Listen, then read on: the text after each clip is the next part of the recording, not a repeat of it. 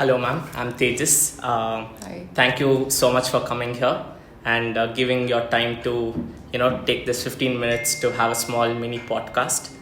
So, ma'am, I just want a brief introduction and what you do at Novartis and what's your job like. Okay. So I am working in Novartis as a senior AI consultant. So I deal with multiple use cases that come on AI front in pharma industry. So we see a lot of challenges. We see a lot of breakthrough also over there. So I am in AI domain since past 9 years. Okay. And it has been quite a growth that I've seen so far.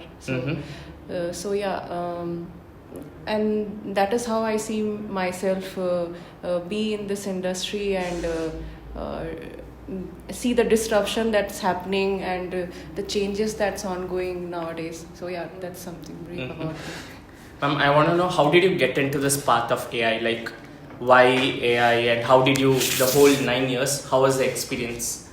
Okay, so I started off from like working as a assistant professor in one of the universities. So I was taking the higher engineering mathematics over there. Okay. So that was something, the base of getting into the world of AI, data science, machine learning.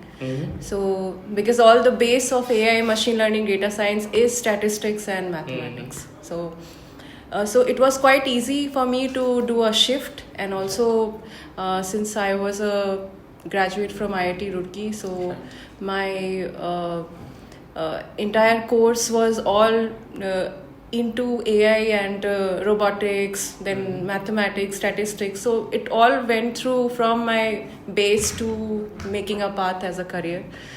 So initially what I saw 9 years back and what I see now is completely different, and it's drastically real. It has changed from zero to, I would say, hero. Right. Right. So initially we had all predictive modeling, dealing with all Amazon recommendation system, or maybe all e-commerce system. So we had multiple use cases like that where we used to create such models. It was basic some market basket analysis, something like these. Right. So which went to natural language processing, then image processing, then it grew to deep learning, which is neural network that we hear. So what we say nowadays, we hear a lot of generative AI. So generative AI is a combination of all these algorithms that we did. So now, since we see generative AI, LLM models that is coming into picture, and everyone knows about it. This is something with coming of generative AI. I think even a non-techie person, they also know what is LLM, what is ChatGPT, what is generative AI, and they are heavily using it. If you talk about like our parents, or maybe there are a few grandparents as well who are using ChatGPT and leveraging things out of it. So that is how the journey has been. So I started working on generative AI projects 2 years back, and since then I have worked with multiple clients, all the big giants, like I would say Siemens Energy, all manufacturing industry, banking industry, healthcare industry. So I have covered all. So starting from creating a chatbot to other use cases, which is not chatbot, but automation, conversion of maybe if we have a contract, so how to analyze the contract, multiple document analyzer. So there are many other use cases which comes under generative AI, and of course starting from this. So this has been the journey, and now in and out. I see pharma industry, how we can automate things, how we can reduce the manual work that has been there since ages now. But now the business is going towards this kind of scenario where they want to use AI. They are excited about AI. So that's how it is. So, follow up with this. So, for years we've been hearing the next boom is going to be AI. Probably we had lack of data, the proper model that we have from like you said before we started from, let's say, basic machine learning models from regression. Now we come to various versions of transformers and those kind of models, right? So we've evolved a lot, and in this whole process we have like this race of who's gonna come first.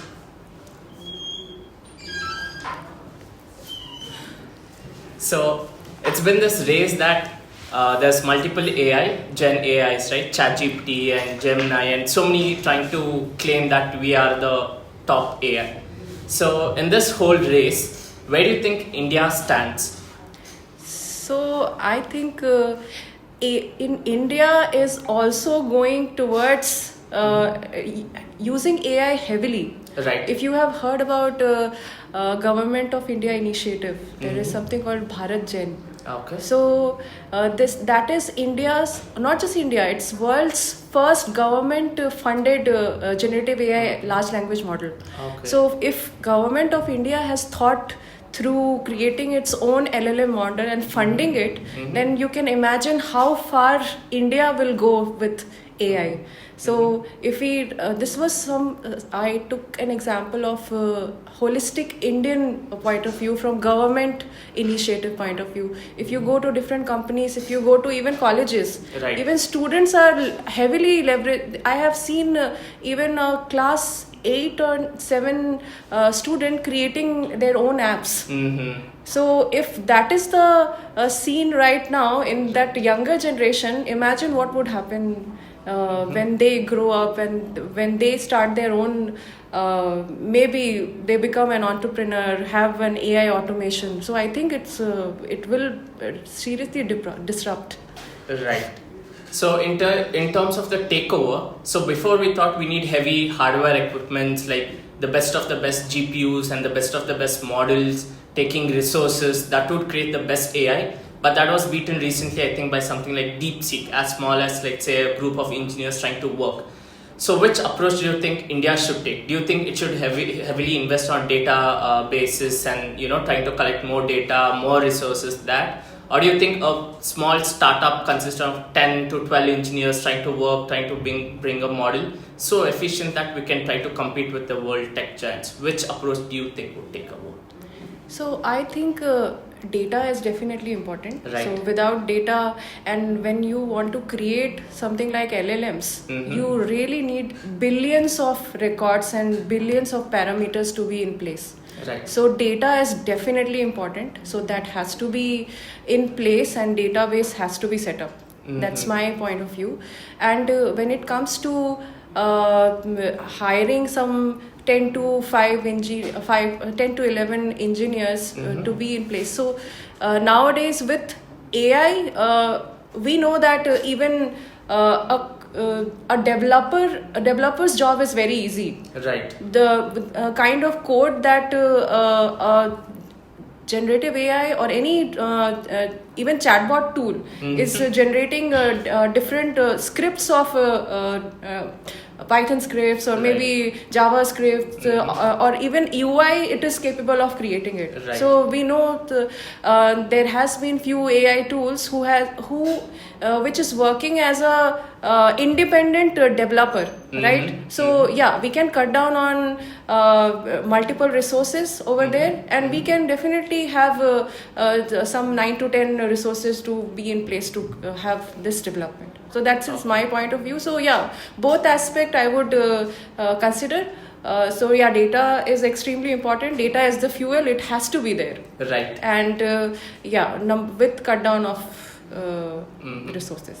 So when you said cutting down on resources, so people fear that the human resources, right? Yeah. So where do you think people might lose jobs, and where do you think new job will be created, and what would you suggest students to switch or adapt to the upcoming changes? So yeah, this is the question which has been coming up in everybody's mind Right. since the time this generative AI has come into the market. So what I would say is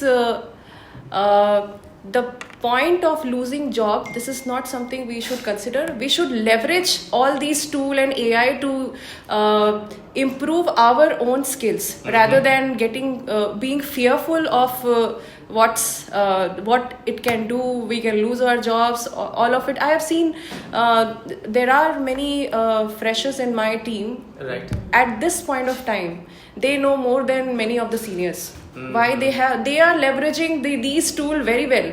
Right. So I would say it has to be collaboration between AI tool and yourself. So losing job, you use these tools, you use AI techniques to improve your own skills rather than being feared or taking a step back that I might lose the job. So yeah, improve your skills, I would say. Okay, so you're telling that along with AI, it is going to make us more efficient. Exactly. Okay, so my main question is that in a space where, say, we need, let's say, 5 employees, since the team becomes more efficient, don't you think the same work can be now done by 2 employees?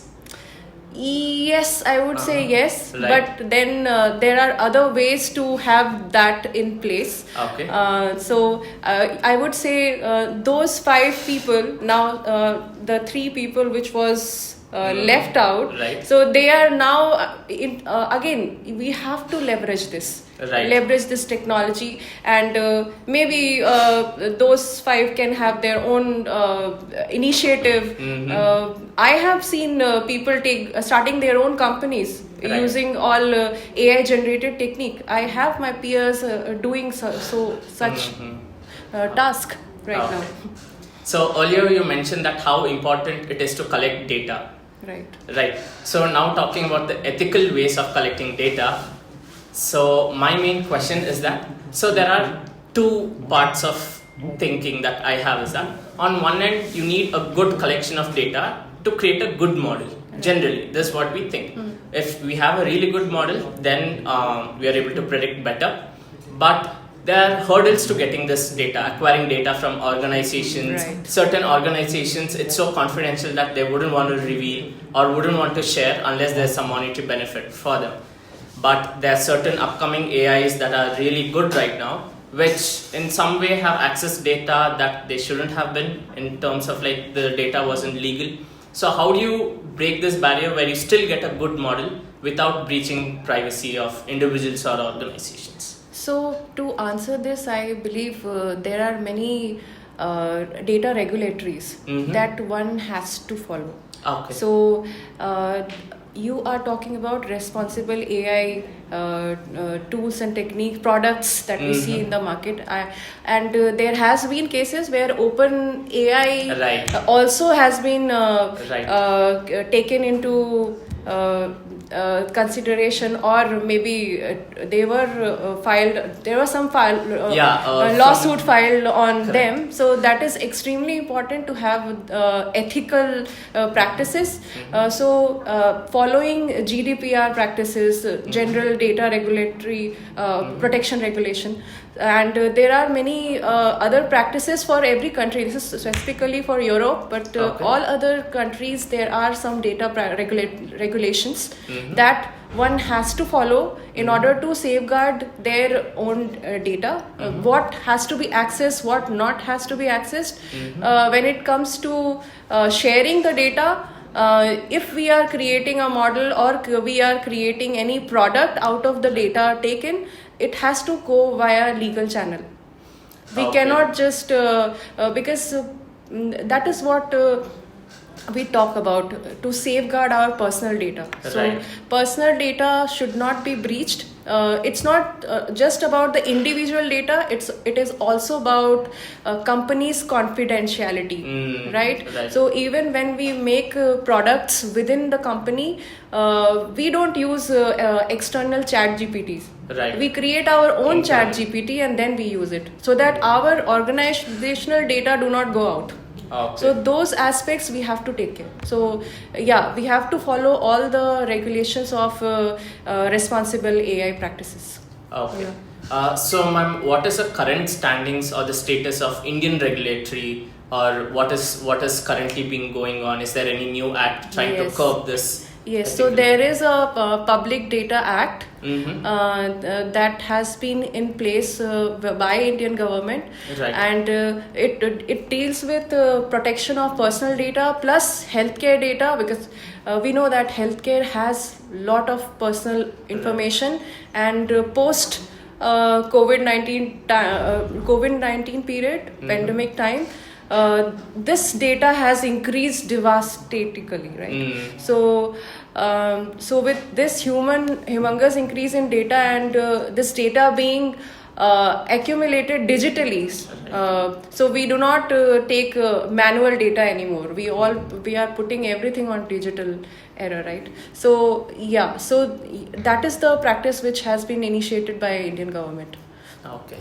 I think it is PDDB. Yeah. Okay. DPD. DPDB, sorry. Yeah. Okay.